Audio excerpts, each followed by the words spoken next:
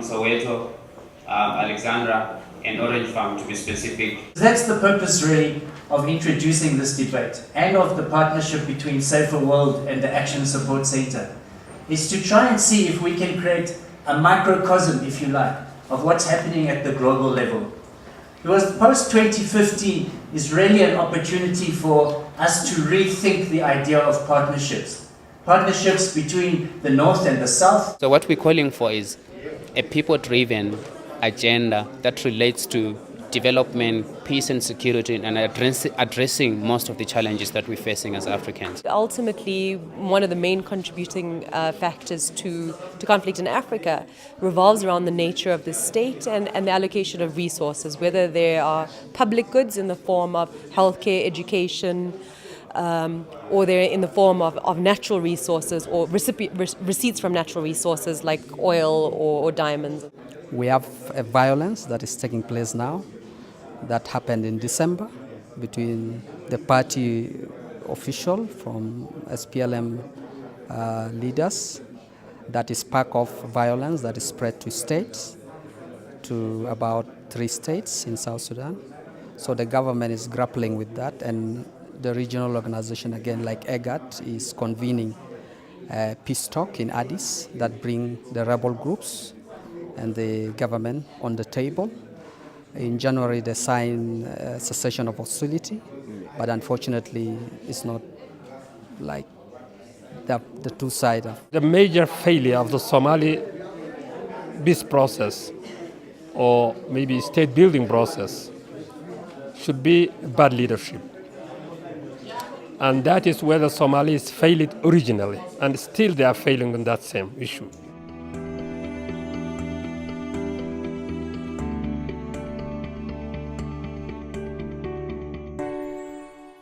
The MDGs, remembering that it stands for Millennium Development Goals, and trying to remember what real difference that's made in our lives. In the previous development agenda, the issues of conflict, peace and security were not more elaborate. There are no indicators, to be more specific, that measure how far have we gone, how far have we delivered in making sure or in ensuring that our societies are at peace, there is security, and conflict is minimal. The Millennium Development Goal did not work in South Sudan. Like, it faced a lot of challenges.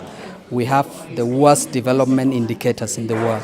To what extent can you evaluate the extent to which conflict has affected the achievement of those MDGs? Where have there been successes on the continent as well? The overall picture that you get from UNDP and the World Bank and others who look at this on a macro level is that there are serious implications for achieving MDGs in countries which are experiencing violence and conflict. Remember, there is a framework, an African framework to combat peace and security, to deal with peace and security on the continent. And that framework is really being driven. The process today is the framework being implemented by the African Union. And that process is a highly political process that encompasses the entire rethinking how we approach peace and security on the continent. But also, how do we make sure that mediation efforts are being effective to prevent conflict, but also to manage conflict when conflict erupts.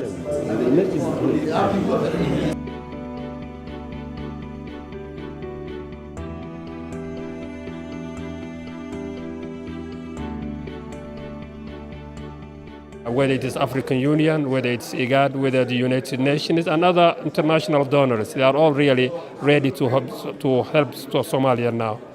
Yeah, all African Union, EGAD, they help us gain our independence. They gave us considerable support, and in 2011 we gained our independence. So this international organization and regional organization have been supporting South Sudan in its developmental challenges. We also do a lot of things, but remember our role is always to support what the African Union is doing. And in Mali and Central African Republic, what we're doing is providing technical support, policy input, giving our support to the African Union in the mediation effort, but also the entire thinking about how to end conflict on the continent. While it's good for people to share and to air their views on where the problems lie, they need to go beyond that, and they need to also start to look at what role they can play in coming up with solutions. Absolutely, there is an international effort to help Somalia, and particularly an African Union. They are really leading the process. However, all those organizations are outsiders. And I think if the Somalia problem has to be solved, the real solution should come not from outside, but from within. The Somalis should take the lead. Somalis should own the process. The forum will help very much because underdevelopment is one of the drivers of conflict in South Sudan. When we were fighting our 21 year that ended in 2005, underdevelopment was a big issue because people in the south were blaming people in the north of not providing development in the south. The idea is to try and get people's opinions, to get the views of people from the communities that are affected by conflict, and then to include those views in the discussions that are going on within the African Union and within the United Nations. Do you not think that including peace and security as an element in post-MDG agenda would be complicating the matter a lot more? My understanding of the MDGs is that they targeted sort of issues that, reducing poverty by sort of targeting sort of specific activities. When you start adding the issue of promoting sustainable peace and development, good governance, democracy, those are much bigger issues that you're basically asking for world peace.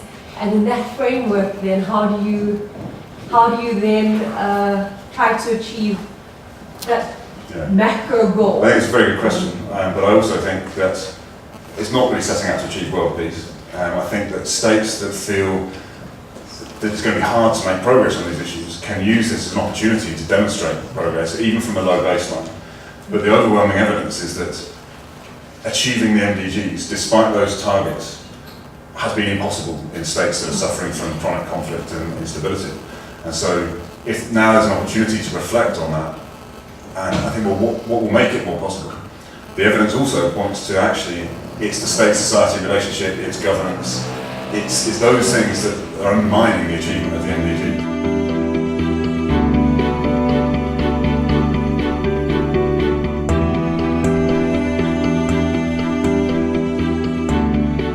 You see, I think it's true that people have got a lot to complain about.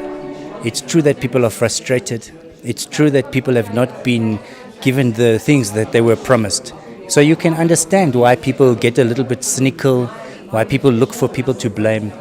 And I think there's some truth in the story that people are telling, but I don't think it's the whole truth.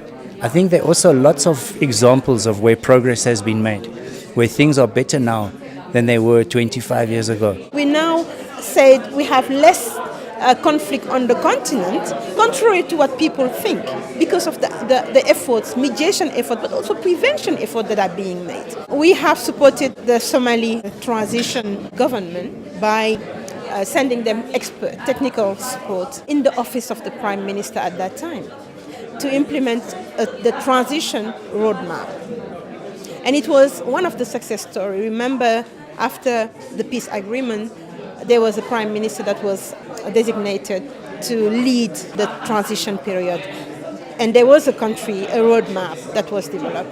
And that roadmap was implemented successfully. It led to elections, and now, of course, you have a government in place.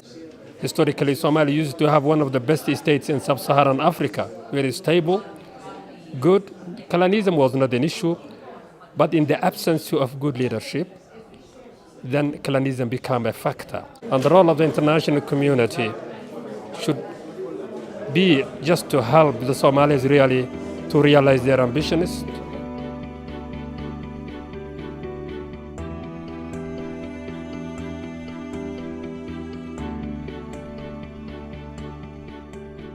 You see, I think if you look at Africa now compared to whatever the time frame is, 10 years, 20 years ago, you can see that there's a lot less armed conflict on the continent now than there was before. We hear a lot of media stories about Sudan, South Sudan, Central African Republic, the DRC, but we don't hear about places like Sierra Leone,